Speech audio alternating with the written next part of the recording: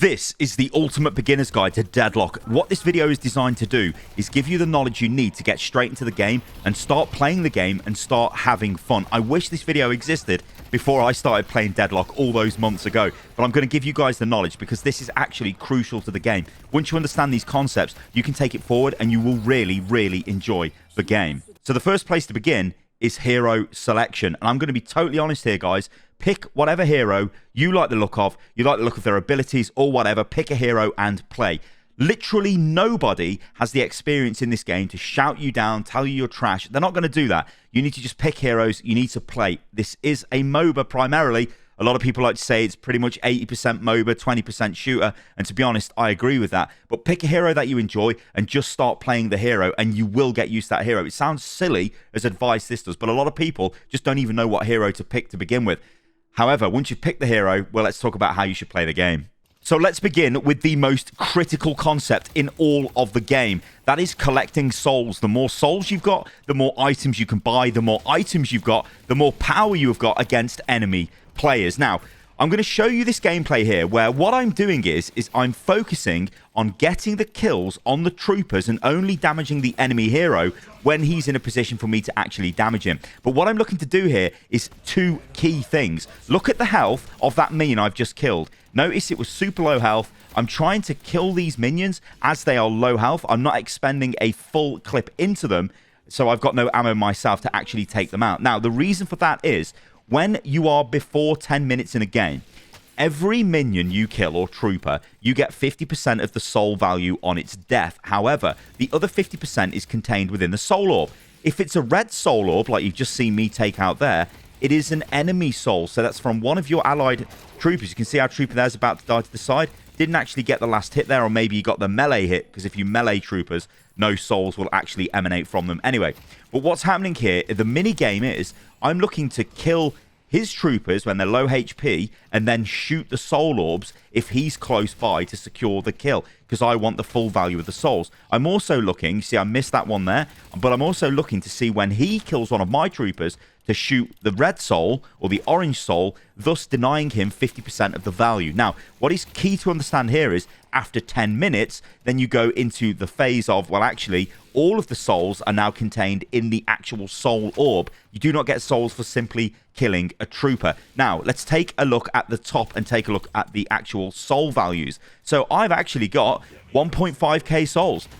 The enemy player has only got 600. This is a massive difference, and you can actually say, well, to be fair, he's been pushing me to my tower all game. It doesn't matter. I'm buying items. I've got the currency to go and buy more items. That's giving me power against him.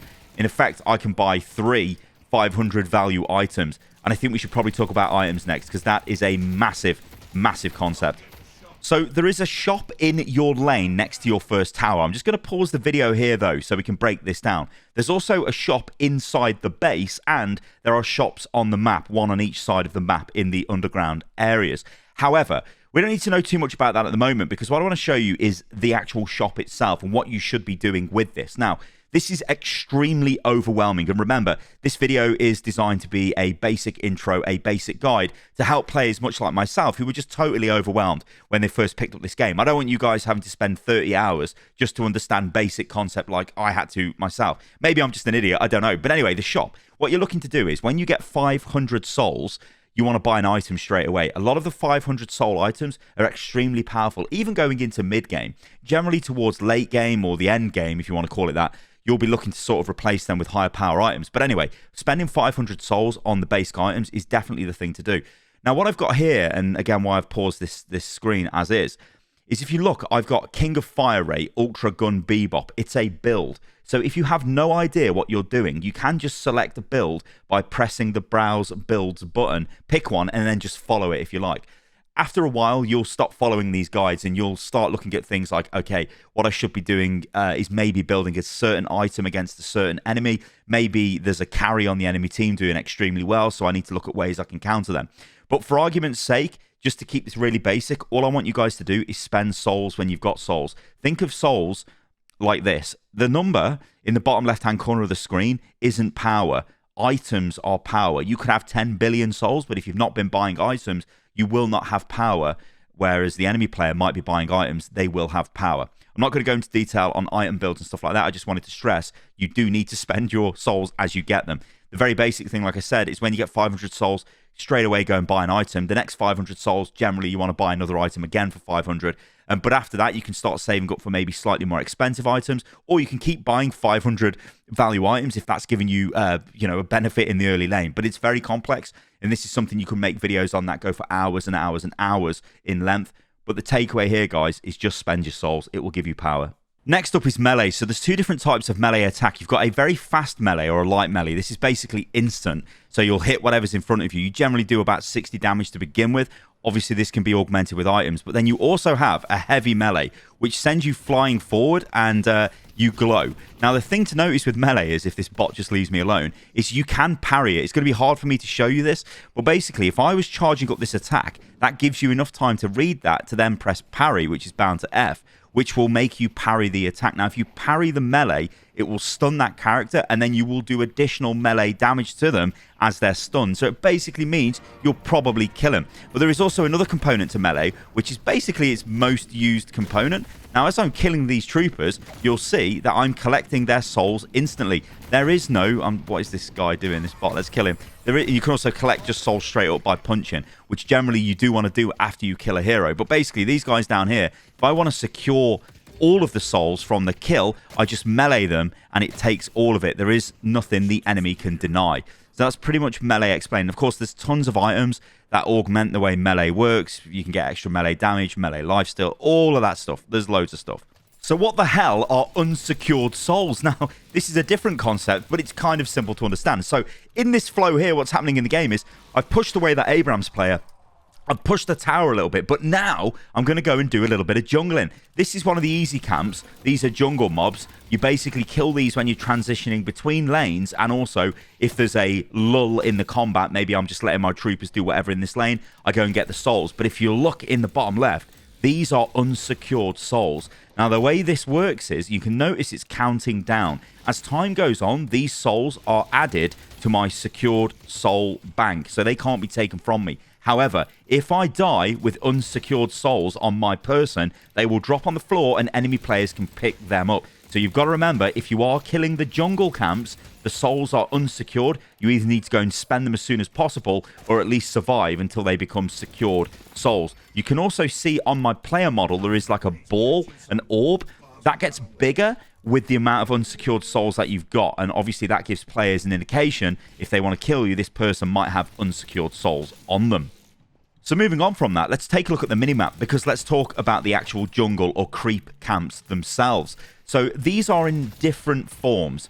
Now, the simple way to sort of view these is, if you see a triangle, it means that it's a very easy camp. If you see a triangle with a line under it, it's a medium difficulty camp. Of course, you'll get more souls for killing them. And if you see a triangle with two lines underneath, I should say, then it's a hard or a heavy camp, and they're going to be a lot harder to kill, generally taking them out towards late game. So 10 minutes into the game, Sinner's sacrifices will actually spawn, and you can notice these on the minimap. They're kind of like the little square with a circle in them, and it's this machine. You basically can punch this and you will get souls. So if you slap it, you see I'm getting souls. Also activates the camp as well if you happen to be by other creeps, which generally I think all of these are. Some of them are kind of upstairs in buildings and whatever, but they're basically 4 of them on the map. You guys can see on the minimap. Anyway, yeah, the best thing to do with these, I found, though, is to hit them with heavy melee. Just because, well, yeah. You can see how many souls you're getting out of them.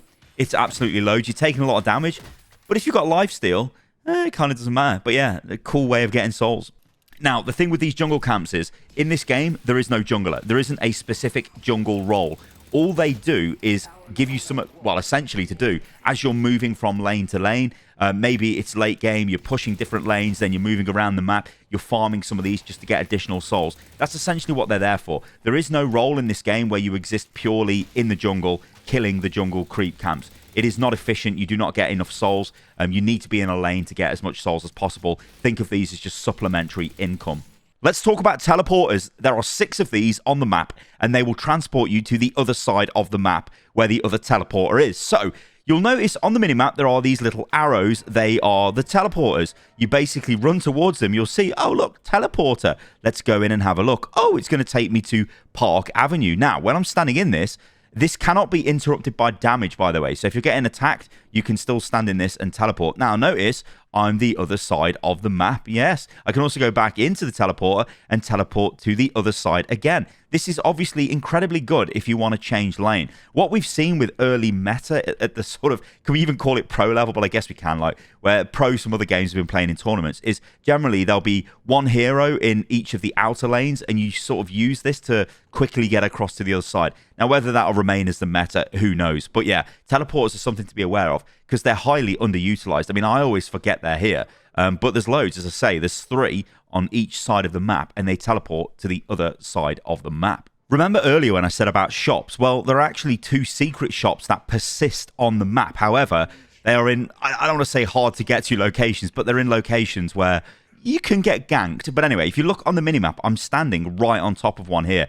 and you can see that directly south and then sort of to the left as we go down on the minimap, you can see another one. So there's one on each side of the map, and basically they're down below, and this is, yeah, it's a shop. It's a secret shop. You can use this just like any other normal shop to buy whatever items that you want. But obviously, as the game progresses, the shops that are, you can see on the minimap now on my side, there's one in each lane. Of course, there's one on each lane for the enemy team.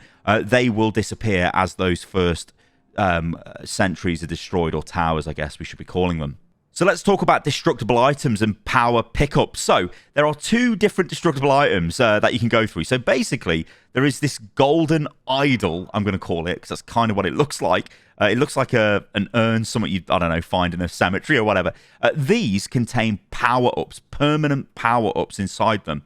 However, after 25 minutes, these power-ups become stronger. So as the game goes on, they become stronger. And these can be things like increased fire rate, increased health, and that kind of stuff. The crates, though, they contain souls. Now, it is crucial to remember these can only contain items after 3 minutes. So you can't farm them at the start of a game. So let's break these and see what we get inside of them. So the souls over there in this one, and you'll notice these are unsecured souls as well. We'll break this one. There's none in there. We'll break that, and there is no power up in there. I do believe there's one over here we can probably get to. Oh, that's not what I wanted to do. I wanted to go down a little bit, and then I want to fly up here. There's one here, but I think the walker's going to attack me. But we'll quickly dodge. So, yeah, he was going to attack me. There's one. Doesn't have a power-up inside it. So, yeah. There's an enemy hero who's probably going to kill me. Oh, God. But, yeah, it's not a guaranteed drop that there'll be an item in these things. Oh, there we go. So, there's fire rate. So, this is 1.5% fire rate for the entire game. So these are worth breaking. So again, as you're transitioning to different lanes, you're looking to destroy these items and take out creep camps. So yeah. Ooh, more souls. So let's talk about mobility and zip lines, because this is actually critical. So there are 4 different zip lines. You've just got purple, blue, orange, and yellow. And these will get you around the map super quick. So if I look at the minimap, I'm like, okay, I need to get to blue here because blue looks like it's under attack. You can also jump between the zip lines in the base when they're obviously close to each other, so you can use this to very quickly navigate around inside the base, especially towards late game, which is obviously pretty good. But yeah, let's say for argument's sake we're going to go to blue, but what we need to do is get to blue super fast. So we do have a buff available where we can increase the zipline speed. I don't want to go that way, I want to go this way. This is going to make me move really fast on the zipline, so I get back into the fight super quick, then I can start trying to kill these bots. I'm not going to be able to kill these bots in this game because I'm super low level. Because I've just been running around the map messing about. But oh, maybe I will, because the bot's stupid, actually. Let's see. I bet we can. I bet we can kill this bot.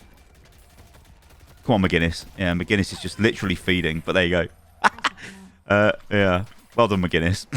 Now, looking at the minimap as well, you can see a lot of red. That means the enemy creeps, or the troopers, have pushed to that extent down our lanes. Wherever your troopers are is where your zipline will go to. That's how far you can zipline to. This obviously prevents you from just ziplining past the enemy and straight into their base and whatever.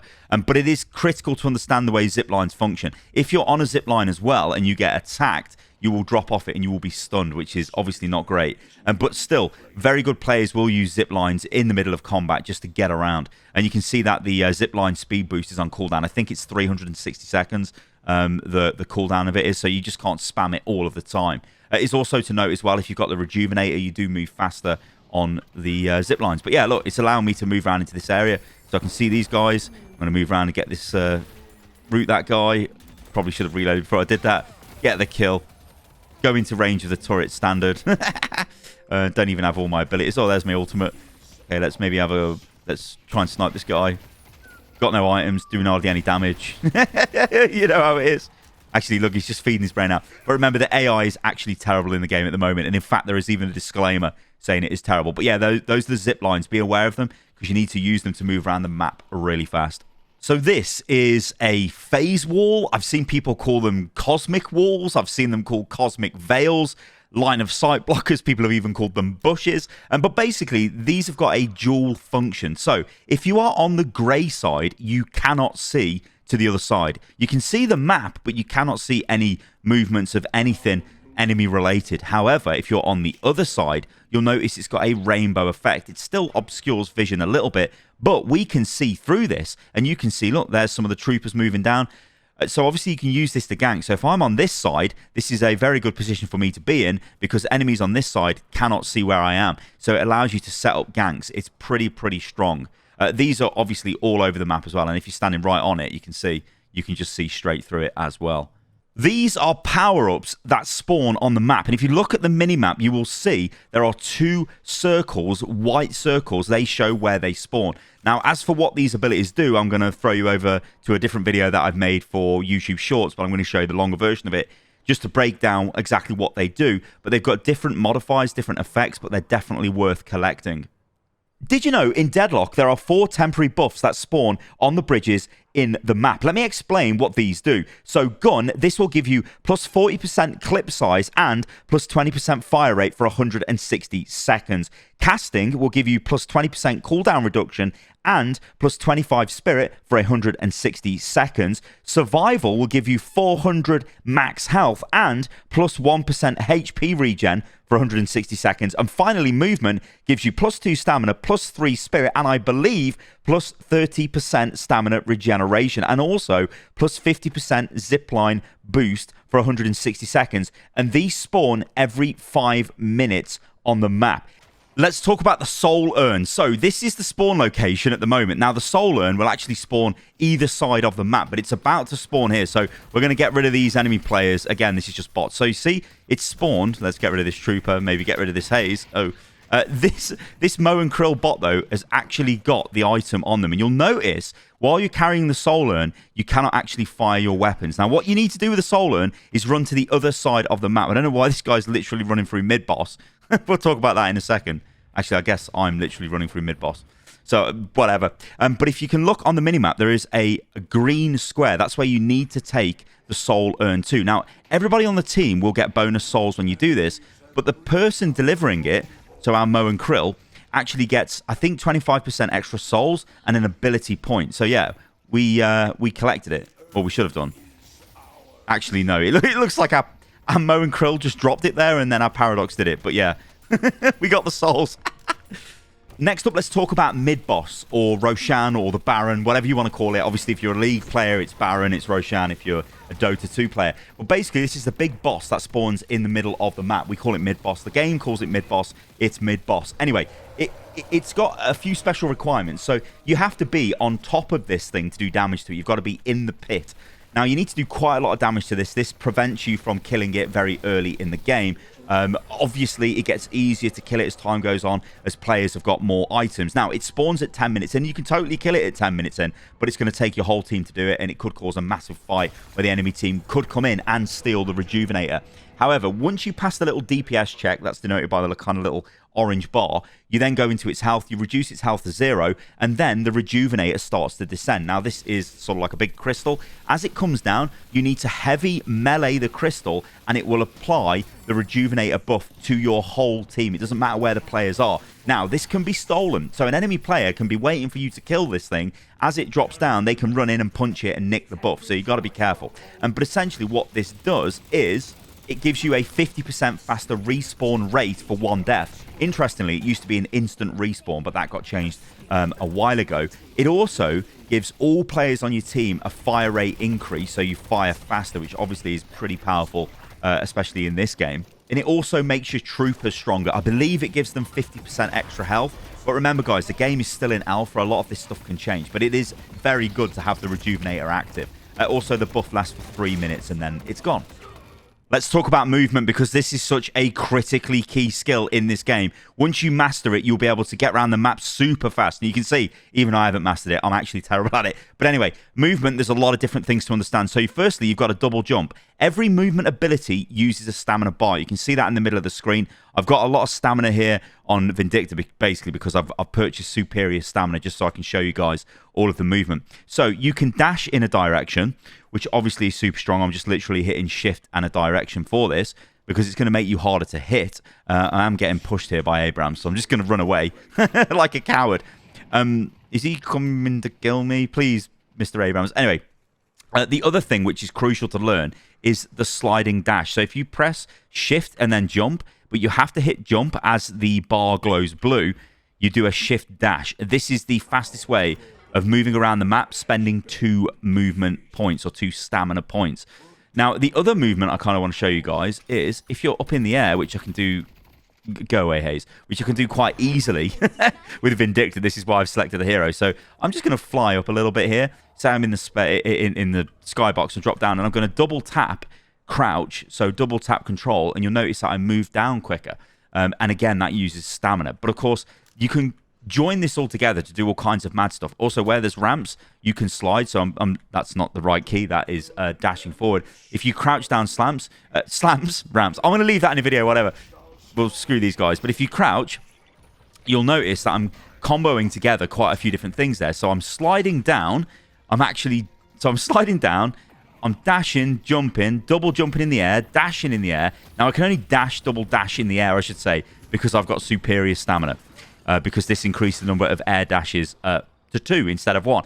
But you can see there is a ton of movement. Like, I mean, some of the stuff I've seen people doing in this game, movement-wise, is actually incredible. And it's one of those things where you can spend a long, long time just sort of getting to grips with the way movement works. The other thing to note as well is while you're sliding, if this Abrams, just please leave me alone, Abrams. Please leave me alone, Abrams. Oh, there's 2 of them. Oh, no. You see, I've got no items. They're just going to destroy me. But the other thing to notice as well with sliding is you've got infinite ammo when you do it. Obviously, the slide doesn't last for a long duration, but as you're doing it, you've got infinite ammo, and that means, of course, if you're sliding around by turrets, you can basically attack them for free almost, or you can use it to slide in close distance, shoot the enemy player, gives you more effective DPS. But movement in this game is incredible, and again, for a basic guide video, I just wanted to show you guys just the simplistic way of moving around. But yeah, there's loads of stuff on movement in this game already. Loads of really good guides as well, actually. So that pretty much sums up the very basic sort of first things you need to know with this game. It is a stupidly complicated game. When you start getting into things like item builds, building against different heroes, lane duos, you know, team comps, absolutely everything. The most efficient way to move around the map, the most efficient farm paths as you're moving from your lanes, and all of that stuff. It's super complicated, but like I said, guys, I just wanted to make this video to prime you like I wish I was primed before I started playing the game. Now, there are other things to learn. So we are just going to end this video with this end of this game, destroying the patron, because of course that is the point of the game. What you're trying to do is destroy all of their structures to get towards their base, destroy the patron or put it into the weakened state where it descends into its pit as it is now, go into the pit and then destroy the patron. That is, of course, the ultimate goal of the game.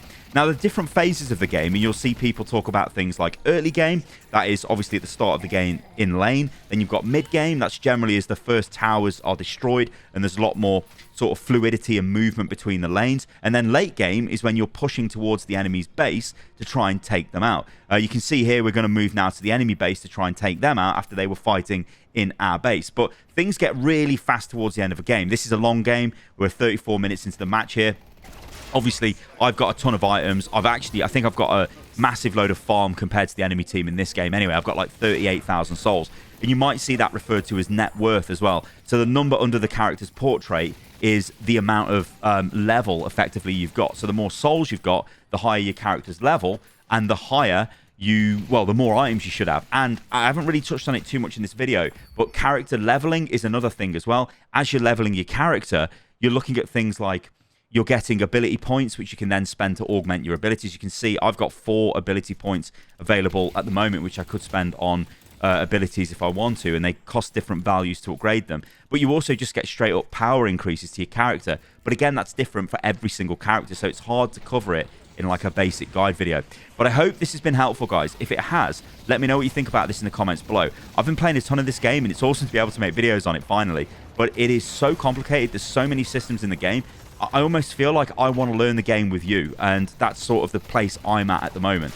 So yeah, we managed to take this game and we win. All right, guys, thank you for watching today's video. I hope you enjoyed it. If you did, I've been Stylosa. You can follow me on everything, which is @Stylosa, and I'll catch you lot on the next video. See you soon.